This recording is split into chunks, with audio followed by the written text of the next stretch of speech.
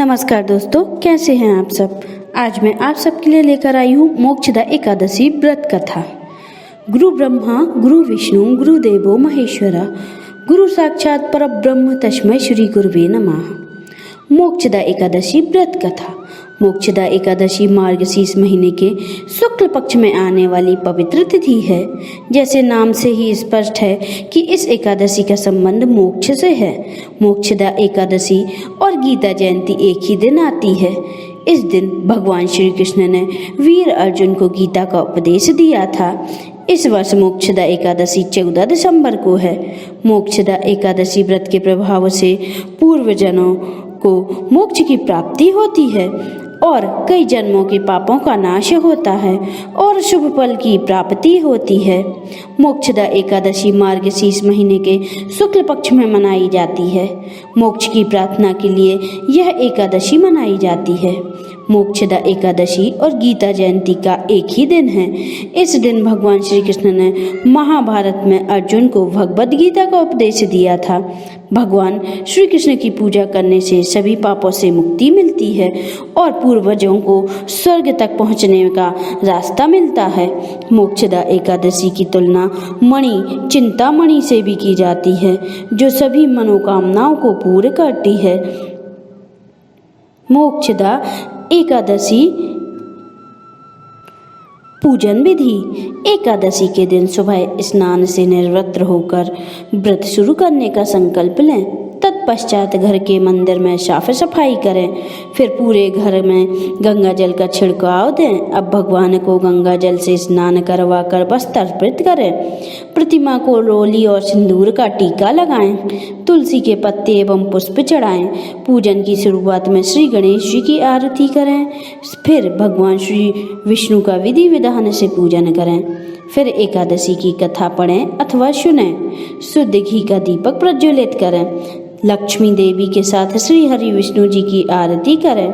भगवान को प्रसाद के रूप में फल व मेवे अर्पित करें। मोक्षदा एकादशी व्रत कथा। गोकुल नाम के नगर में बैखानस नामक राजा राज्य करता था। उसके राज्य में चारों वेदों के ज्ञाता ब्राह्मण रहते थे। वह राजा को अपनी प्रजा का पुत्रवत पालन करता था। एक बार रात्रि में राजा ने एक स्वप्न देखा कि उसके पिता नरक में हैं। उसे बड़ा आश्चर्य हुआ। प्रातः वह विद्वान ब्राह्मणों के पास गया और अपना स्वप्न सुनाया। कहा, मैंने अपने पिता को नरक में कष्ट उठाते देखा है। उन्होंने मुझसे कहा है कि हे पुत्र, मैं नरक में पड़ा हूँ, यहाँ से तुम मुझे मुक्त कराओ। जब मैं ऐसे वचन सुने तो मैं बहुत बेचैन हुआ। चिंता में बड़ी अशांति हो रही है।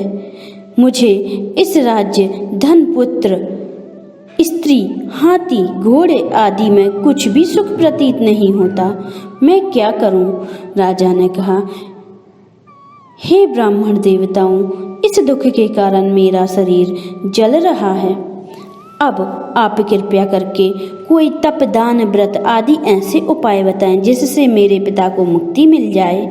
उस पुत्र का जीवन व्यर्थ है जो अपने माता पिता का उद्धार ना कर सके, और वह 1000 मूर्ख पुत्रों से अच्छा है जो अपने पूर्वजों का उद्धार करता है। जैसे एक चंद्रमा सारे जगत में प्रकाश देता है, परंतु 1000 तारे नहीं कर सकते। ब्राह्मणों ने कहा, हे राजन, यहाँ पास ही भूत, भविष्य, वर्तमान के ज्ञाता पर्वत ऋषि का आश्रम है। आपकी समस्या का हल वे जरूर कहेंगे। यह सुनकर राजा मुनि के आश्रम पर गया। उस आश्रम में अनेक शांत चित्त योगी और मुनि तपस्या कर रहे थे। उसी जगह पर्वत मुनि बैठे। राजा ने मुनि को साष्टांग दंडवत किया। मुनि ने राजा की सकुशलता का समाचार लिया। राजा ने कहा, हे महाराज, आपकी कृपा से मेरे राज्य में सब कुशल है, लेकिन अकस्मात मेरे चित्त में अत्यंत अशांति होने लगी है। ऐसा सुन पर्वत मुनि ने आंखें बंद की और भूत विचारने लगे। फिर बोले, हे राजन, मैंने योग के बल से तुम्हारे पिता के कुकर्मों को जान लिया है। उन्होंने पूर्व जन्म में कामांतुर होकर एक पत्नी को रति दी, किंतु सौत के कहने पर दूसरी पत्नी को ऋतुदांग मांगने पर भी नहीं दिया। उसी पाप कर्म के कारण तुम्हारे पिता को नरक में जाना पड़ा। तब राजा ने कहा, इसका कोई उपाय बतलाइए। मुनि बोले, हे राजन, आप मार्गशीर्ष एकादशी का उपवास करें और उस व्रत के पुण्य को अपने पिता को संकल्प कर दें। इस प्रभाव से आपके पिता की अवश्य ही नरक से मुक्ति होगी।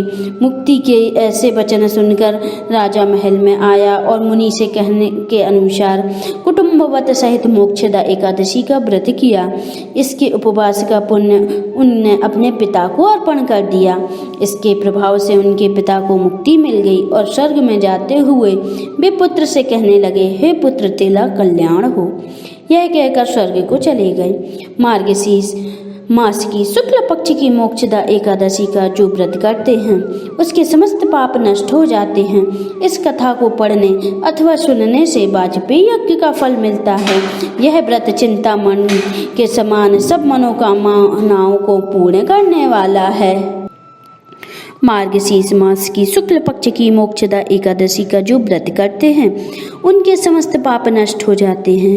इस व्रत से बढ़कर मोक्ष देने वाला और कोई दूसरा व्रत नहीं है। इस दिन गीता जयंती भी मनाई जाती है।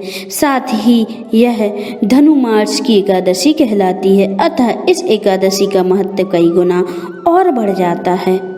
इस दिन से गीता पाठ का अनुष्ठान प्रारंभ करें तथा प्रतिदिन थोड़ी देर गीता पाठ अवश्य करें। बोलिए श्री हरि नारायण की जय। बोलिए श्री एकादशी महारानी की जय।